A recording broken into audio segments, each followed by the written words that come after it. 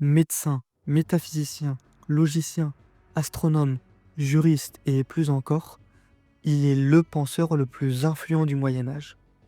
Ses idées ont imprégné les philosophies juives, chrétiennes et surtout islamiques, marquant profondément leur évolution.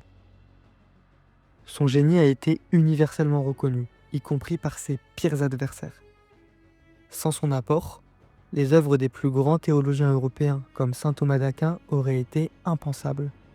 De même pour toute la tradition de pensée islamique qui lui succède et qui ne peut être comprise qu'à travers son héritage. Vous l'aurez deviné, aujourd'hui on va parler d'Avicenne, surnommé le prince des savants.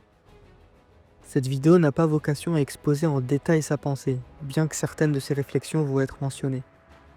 Des vidéos plus détaillées sur ses travaux viendront plus tard. Pour l'instant, on va se contenter d'étudier sa vie. Le but n'est pas de simplement retracer passivement sa biographie, mais de chercher à comprendre comment un tel génie a pu voir le jour. En d'autres termes, on va essayer de comprendre quel contexte, quelle détermination et quel parcours on peut faire de cet homme le philosophe le plus influent du Moyen-Âge. Et croyez-moi, sa vie est loin d'être ce qu'on peut attendre d'un grand penseur. Ce n'était pas un intellectuel qui passait son temps à écrire des traités du haut d'une tour d'ivoire. Au contraire, sa vie a été marquée par des intrigues politiques, des trahisons, des conflits en tout genre et des relations qui ont profondément marqué sa personnalité et sa pensée. Les principales sources sur lesquelles je m'appuierai sont l'autobiographie qu'Avicenne a rédigée lui-même, mais aussi la suite de cette biographie écrite par l'un de ses élèves, ainsi que d'autres sources secondaires issues de la recherche contemporaine. Mais je mettrai tout ça en description. Rentrons donc sans plus attendre dans le cœur de sa vie. Avicenne, de son vrai nom Abou Ali ibn Sina, est né dans le village d'Afshana aux alentours de l'an 980, près de la grande métropole de Boukhara dans l'actuel Ouzbékistan, qui était alors sous la domination de la dynastie persane des Samanides. Il est né d'un père qui occupait des fonctions de gouverneur au sein de cet état samanide. Il s'agit donc d'une famille assez haut placée sur l'échelle sociale. On pourrait plus ou moins comparer Avicenne à un fils de fonctionnaire.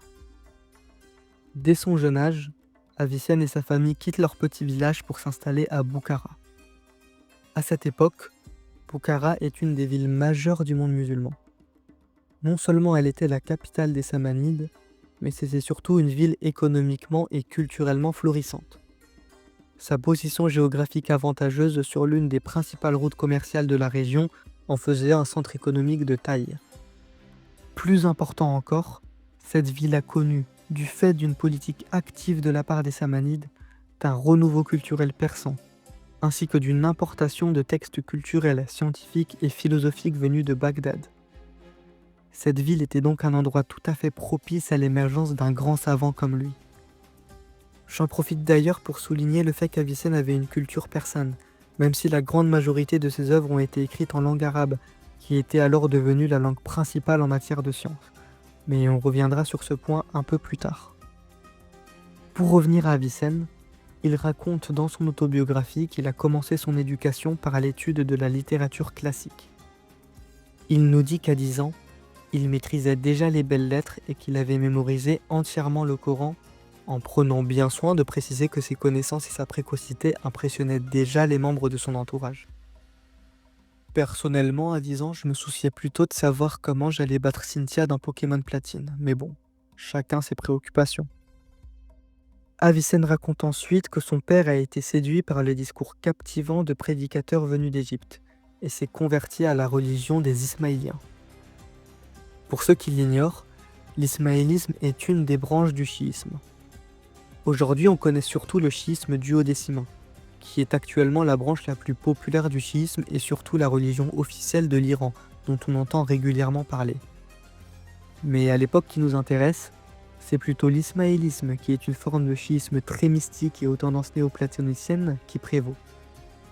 En effet, le califat fatimide est la puissance majeure du monde musulman, et il s'agit d'un califat fatimide. Ce califat, bien qu'il n'aille pas au-delà du Levant, envoie régulièrement des prédicateurs à l'est du monde musulman, notamment chez les Samanides, pour convertir les élites locales à leur religion. Et il semblerait que le père d'Avicenne ait été séduit par leur discours. Pourtant, Avicenne explique aussitôt que contrairement à son père et à son frère, il a refusé cette religion aux grandes dames de sa famille qui a tenté de le convertir. Pour résumer, on se situe dans une famille économiquement et culturellement très favorisée, et dans une aire géographique à la pointe en matière de prospérité économique, de science et de philosophie. On voit donc déjà plusieurs des déterminations qui ont contribué à faire d'Avicenne un grand savant. On peut dire qu'il s'agit de déterminations externes ou d'ordre sociologique, mais on verra qu'il y en a bien d'autres encore. Plus tard, Avicenne mentionne les enseignants particuliers que son père a ramenés pour l'éduquer. Il explique brièvement qu'il a eu un enseignant de droit, un autre de mathématiques, puis un certain Al-Natili dont il parle un peu plus, qui lui enseignait la logique et l'astronomie. Il a commencé à lire avec lui l'Isagogée, un texte de logique écrit par Porphyre dans l'Antiquité tardive. Si on en croit son propre récit, Avicenne était un excellent élève qui impressionnait son enseignant.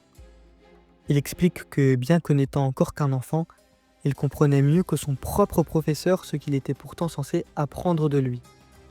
Il va jusqu'à dire qu'il a dû finir par apprendre le reste de la logique tout seul, car ce devenait trop compliqué pour son propre professeur. Et il en allait apparemment de même pour l'astronomie. Il a commencé à étudier l'Almageste de Ptolémée, qui était un ouvrage d'astronomie absolument incontournable pour l'époque, avec le même Al-Natili, qu'il dépasse rapidement. Par conséquent, il a là encore été contraint d'étudier cet ouvrage par lui-même, son prof étant trop incompétent pour lui. On voit donc ici clairement un autre élément qui permet de rendre compte de l'importance de l'œuvre avicénienne. Il avait une intelligence hors norme.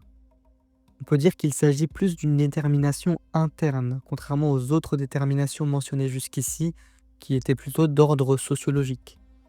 En plus d'avoir eu la chance de naître dans une famille prestigieuse et cultivée et dans une ville culturellement florissante, il a eu la chance de naître avec une intelligence extraordinaire. À partir de ce moment, on remarque que son éducation dépend de moins en moins de ses enseignants. En effet, Avicenne souligne à plusieurs reprises le fait que son éducation a pris un tournant autodidacte. Il poursuit son éducation tout seul, en lisant des ouvrages de sciences naturelles puis de métaphysique. Et comme il est curieux, il se met aussi à apprendre la médecine. Son apprentissage se fait là aussi d'une manière autonome, par la seule lecture d'ouvrages de médecine. Il y explique d'ailleurs qu'il s'agit d'une science plutôt facile qu'il a réussi à maîtriser en très peu de temps. Il dit même qu'il devient si bon dans ce domaine que des médecins d'une grande renommée se mettent à apprendre auprès de lui, et ce alors qu'il n'a encore que 16 ans. Mais attendez une minute là, faisons une pause. Donc là, Avicenne nous dit dans sa propre autobiographie qu'à 10 ans, il a déjà mémorisé le Coran et appris la littérature classique, qu'il impressionnait ses proches par son intelligence incroyable, qu'il était supérieur à son propre professeur en logique et en astronomie, qu'il est devenu un médecin exceptionnel en très peu de temps et que les meilleurs médecins venaient s'abreuver de sa science alors qu'il avait 16 ans, le tout en ayant eu un apprentissage largement en autodidacte. Est-ce qu'il dit vraiment la vérité là ou est-ce qu'il y a une part de mensonge dans ce récit? Surtout que, entre nous, c'est un peu facile d'écrire ça dans son autobiographie. Le type passe tellement son temps à se jeter des fleurs et ses exploits sont si invraisemblables que ça en devient presque comique à ce niveau-là. Bon, effectivement, la plupart des chercheurs pensent qu'il faut lire cette autobiographie avec un regard critique. Non seulement ce qu'il dit est très improbable, mais on a d'autres raisons de douter de la précision de ce qu'il nous raconte. Tout d'abord, il est nécessaire de mentionner que ce genre d'autobiographies très élogieuses ne sont pas si rares chez les grands penseurs arabes médiévaux. Certains chercheurs contemporains considèrent même qu'il s'agit d'un genre littéraire à part entière, et on y retrouve souvent ce type d'anecdotes qui sont probablement ultra exagérées. De manière générale, l'orgueil et l'exaltation de ses propres hauts faits sont des éléments qui reviennent très souvent quand on étudie les penseurs de langue arabe au Moyen-Âge. Pour vous en rendre compte, vous pouvez lire le texte qui s'affiche à l'écran. C'est un récit du penseur mutazilite Abu al-Hudayl dans lequel il explique comment il a débuté sa carrière de théologien. Ça se passe de commentaires. Par ailleurs, quand on étudie cette autobiographie, on s'en rend vite compte que son parcours intellectuel suit le cursus aristotélicien classique tel que le concevait Avicenne, en commençant par la logique pour aller ensuite vers les sciences plus théoriques comme les sciences naturelles, et en finissant avec la métaphysique, perçue comme la reine des sciences par Avicenne. Son cheminement dans cette autobiographie correspond donc à la manière dont Avicenne concevait la connaissance, ou plutôt la manière dont on devait l'acquérir. Autrement dit, son parcours représente parfaitement ce que devrait être un bon cursus selon Avicenne, ce qui laisse supposer qu'il s'agit peut-être d'une reconstruction a posteriori. Ce sont en tout cas les conclusions auxquelles pas mal de chercheurs sont arrivés en étudiant cette autobiographie, tout en ayant en tête le reste de l'œuvre d'Avicenne. Pour toutes ces raisons, il faut prendre ce récit avec des pincettes et un regard critique. Pour revenir à sa biographie, après avoir maîtrisé parfaitement la médecine à 16 ans, il revient à l'étude de la philosophie.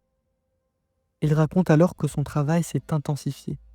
Il bossait énormément et était constamment pris dans l'étude d'ouvrages divers. Il dormait peu et concentrait tout son temps sur le travail. Et c'est à ce moment qu'il aborde un des passages les plus controversés de sa biographie pour sa postérité. Il raconte que lorsqu'il était pris par le sommeil, il buvait du vin pour se revigorer afin de se remettre au travail. Cette phrase qui nous semble aujourd'hui anodine a été utilisée à maintes reprises par les ennemis du prince des savants pour le discréditer et pointer du doigt son impiété. Pourtant, au moment où il écrit, l'interdiction de boire de l'alcool n'allait pas véritablement de soi dans la jurisprudence islamique. En fait, dans l'école hanafite à laquelle Avicenne adhérait, le vin n'a été rendu illicite qu'assez tardivement. C'est aux alentours du XIIe siècle que le droit hanafite s'est aligné sur les autres écoles de jurisprudence en cette matière. Sa consommation d'alcool n'était donc pas le signe d'une impiété de sa part. Il est aussi important de noter que le vin avait une certaine importance dans la culture persane. Mais surtout, Avicenne, de par ses lectures en médecine, était certainement influencé par ce que le grand médecin grec Galien avait dit à propos du vin. En effet, Galien considérait le vin comme une boisson fortifiante. Pour Avicenne, boire du vin dans ce contexte était à peu près équivalent à boire du café de nos jours lorsqu'on se sent un peu ramolli. Cependant, il ne pouvait pas rester éveillé sans arrêt. Il fallait bien qu'il dorme un peu pour qu'il ait quelques moments de tranquillité où il pouvait se reposer pour ne pas avoir systématiquement la tête dans ses études. Eh bien, non. Enfin, si, il dormait évidemment, mais il raconte que même dans ses rêves, il visualisait les problèmes qu'il avait étudiés durant la journée. Cette abnégation et cet acharnement dans ses études nous amènent à un autre point qui explique le succès d'Avicenne. Il était un monstre de travail. Son désir profond de connaissance, sa curiosité et son sérieux ont joué un rôle déterminant dans son parcours. Pour vous en convaincre davantage, dites-vous qu'il a carrément pris le temps de vérifier la validité des arguments présents dans les ouvrages qu'il étudiait. Lorsqu'il tombait sur un argument, il le formalisait en indiquant ses prémices et sa conclusion et voyait si l'argument était valide ou non. Il ne se contentait donc pas d'accepter passivement ce qu'il lisait. Il avait une attitude active et critique vis-à-vis de ses lectures, et ne retenait que les arguments qu'il estimait être valides.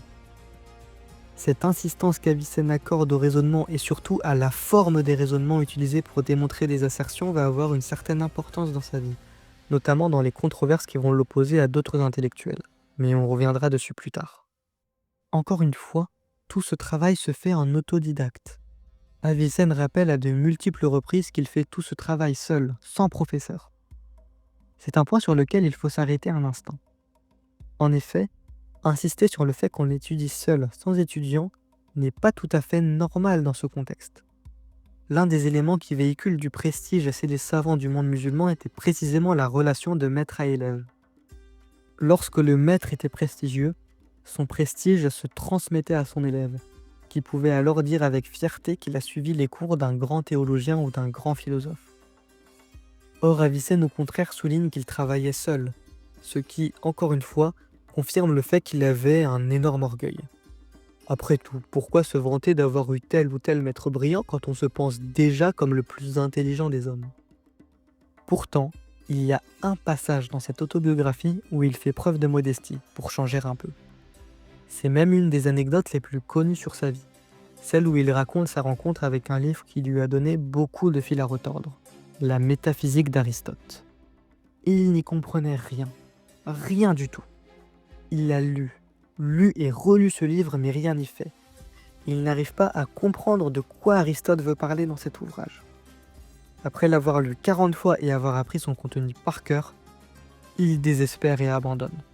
Il n'y a décidément rien à comprendre de ce foutu livre. Jusqu'au jour où il découvre par hasard un livre dans un marché. Un individu l'interpelle et le somme d'acheter l'ouvrage qu'il lui présente. Mais Avicenne au début n'en veut pas. Il finit tout de même par l'acheter, presque par pitié. Puis il rentre chez lui, ouvre le livre et réalise qu'il s'agit du commentaire de la métaphysique d'Aristote par le philosophe Al-Farabi. Al-Farabi est un philosophe musulman majeur. On le surnomme souvent le deuxième maître, le premier étant Aristote. Il lit donc son commentaire et là, tout s'éclaire. Il comprend enfin de quoi Aristote voulait parler. Pour résumer, ce qu'il comprend en lisant ce commentaire, c'est que la métaphysique n'est pas une science qui cherche à investiguer Dieu, contrairement à ce qu'il pensait. La métaphysique est une étude de l'être, de l'existence en général, et l'étude de Dieu n'est qu'une partie de la métaphysique. Comprendre ce livre qui semblait si difficile, elle lui a procuré une joie si intense qu'il a donné de l'argent à des mendiants le lendemain. Une fois la métaphysique d'Aristote assimilée, Avicenne se lance dans de nouvelles aventures. À 18 ans, il est appelé à soigner le sultan samanide Nour ibn Mansour, qui était alors malade. Aux côtés d'autres médecins, il parvient à le guérir et est accueilli à la cour en tant que médecin officiel.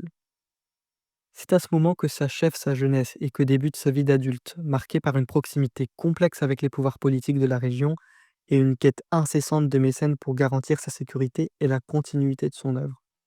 Mais ça, on le verra dans le prochain épisode.